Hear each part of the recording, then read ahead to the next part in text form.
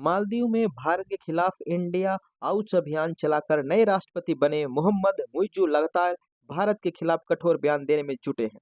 उनके मंत्री भी इस दौड़ में पीछे नहीं हैं और रविवार को मुइज़्ज़ू के एक मंत्री ने पीएम मोदी की लक्षद्वीप यात्रा को लेकर विवादित टिप्पणी कर दी, जिसके बाद से भारत में बॉयकॉट मालदीव ट्रेंड होना शुरू हो गया। मालदीव के राष्ट्रपति मुइज़्ज़ू लगातार वहां मौजूद भारतीय सेना के 75 सैनिकों के छोटे दल को बाहर निकालने की जिद पर अड़े हैं। यह दल भारत की ओर से मालदीव को गिफ्ट किए गए विमानों, हेलीकॉप्टर और जहाजों के मेंटेनेंस के लिए वहां मौजूद है। अगर भारत इन सैनिकों को वहां से बाहर निकाल लेता है, तो वे सब जहाज और विमान ठप पड़ जाएंगे और सैकड़ों लोगों को संकट के वक्त इलाज नहीं मिल सकेगा। हालांकि आइए जानते हैं मालदीव के कुछ इतिहास और उसके रोचक तत्व के बारे में। मालदीव के प्रवाल द्वीप लगभग 90,000 वर्ग किलोमीटर में फैला क्षेत्र सम्मिलित करते हैं, जो इसे दुनिया के सबसे पृथक देशों में से एक बनाता है। इसमें 1192 टापू हैं, जिसमें से 200 पर बस्ती है। मालदीव गणराज्य की राजधानी और सबसे बड़ा शहर है। माले, जिसकी आबादी 1,03,000 के करीब है, यह काफी प्रवाल द्वीप में है। उत्तर माले प्रवाल द्वीप के दक्षिण किनारे पर स्थित है। यह मालदीव का एक प्रशासनिक विभाग भी है। पारंपरिक रूप से यह राजा का द्वीप था, जहां से प्राचीन मालदीव राजकीय राजवंश शासन करते थे और जहां उनका महल स्थित था।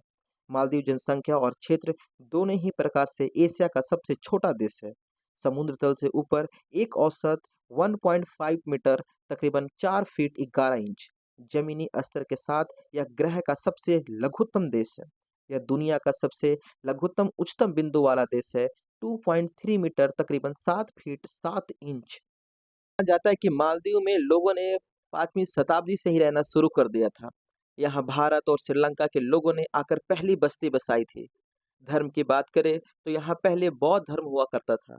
बाद में यहाँ अरब रूल लग गया और मुस्लिम जनसंख्या बढ़ने लगी। इसके बाद कई रियासतें आई और यह देश इस्लामिक देश बन गया।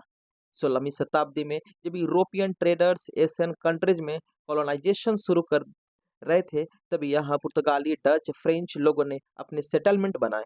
हालांकि 19वीं शताब्दी आते आते यह देश भी ब्रिटिश रूल के अंदर आ गया। 26 जुलाई 1965 को मालदीव को ब्रिटिश एम्पायर से आज़ादी मिली।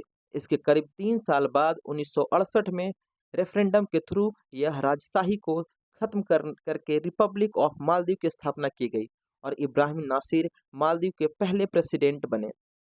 उस वक्त मालदीव में राष्ट्रपति का कार्यकाल 4 साल तक का था, लेकिन इब्राहिम नासिर ने 1972 में मालदीव के संविधान में चेंज करके उसको बढ़ाकर 5 साल कर दिया। नासिर ने दूसरे टर्म की प्रेसिडेंसी से में भी जीत हासिल की। इसी दौरान पीएम के चुनाव भी हुई, जिसमें अहमद जाकी चुने गए। पिछले कई सालों में अहमद जाकी पीपुल्स मजलिस के स्पीकर थे। पीपुल्स मजलिस मालदीव की यूनिकैमरल लेजिस्लेटिव बॉडी है, जो कि मालदीव के संविधान की देखरेख करती है और वहाँ टाइम टू टाइम वहाँ के कानून को बनाती है, इम्प्लीमेंट करती है और उसे अपडेट करने का काम करती है। पिछले टर्म में जाकी की लोकप्रियता काफ़ी बढ़ गई थी और वह वहाँ की जनता के बीच में काफ़ी लोकप्रिय हो गए थे। उनकी बढ़ती लोकप्रियता नासिर को डराने लगी और उन्हें अपने प्रेसिडेंसी पर खतरा महसूस होने लगा। इसके बाद मार्च 1975 में ही नासिर के कहने पर तख्तापलट में जाकी को गिरफ्तार कर लिया गया और उन्हें मालदीव के किसी खाली टापू में भेज दिया गया। इस दौरान मालदीव के इकोनॉमिक कंडीशन भी काफ़ी खराब होती जा रही थी। फिर 1976 में जब श्रीलंका के मार्केट में मालदीव की ड्राइड फिश एक्सपोर्ट का बिजनेस गिर गया, तब वहाँ की सिचुएशन और बदतर हो गई। Public and and opposition party पूरे देश में नासिर के खिलाफ विरोध करने लगे। देश की बिगड़ती हालात देखकर नासिर सिचुएशन बेहतर करने के बजाय 1978 में मालदीव से मिलियन डॉलर्स लेकर सिंगापुर भाग निकले। रिपोर्ट की माने तो कहा जाता है कि वह मिलियन डॉलर्स पैसा स्टेट ट्रेजरी से निकालकर भाग गए थे। इसके बाद 1978 में यहाँ इलेक्शन हुए और मौम अब्दुल गयूम मालदीव के नए प्रेसिडेंट बनते हैं। यहाँ मजे की बात यह है कि इस इलेक्शन में गयूम इकलौते प्रेसिडेंशियल कैंडिडेट रहे, तो जाहिर सी बात है कि इनको हराने वाला कोई कैंडिडेट नहीं था। मालदीव के प्रेसिडेंट बनते ही गयूम ने देश की आर्थिक स्थिति सुधारने की कोशिश शुरू कर दी। इसी साल उन्होंने मालदीव को इंटरनेशनल मॉनेटरी फंड और वर्ल्ड बैंक से जोड़ा, देश में टूरिज्म को बढ़ावा दिया। आज मालदीव टूरिस्ट के बीच में इतना पॉपुलर है कि इसकी नींव गईम ने ही रखी थी। उनकी कोशिशों से मालदीव में हालात बदलने लगे थे। फिर भी कुछ लोगों को गईम की प्रेसिडेंसी खलने लगी थी। इसी वक्त 1980 में नासिर और उनके सपोर्टर्स ने मिलकर गईम गवर्नमेंट के खिलाफ तख्तापलट किया, जो कि फेल साबित हुआ। इसके बाद फिर से 1983 में इसे दोबारा किया गया, लेकिन इस बार भी गईम की सरकार बच गई। उनकी बढ़ती लोकप्रियता उनके विरोधियों को खलती जा रही थी।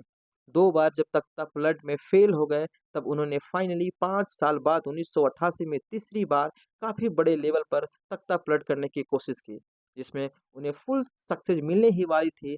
लेकिन तभी इंडियन आर्मी ने यहाँ आकर पूरा पासा ही बल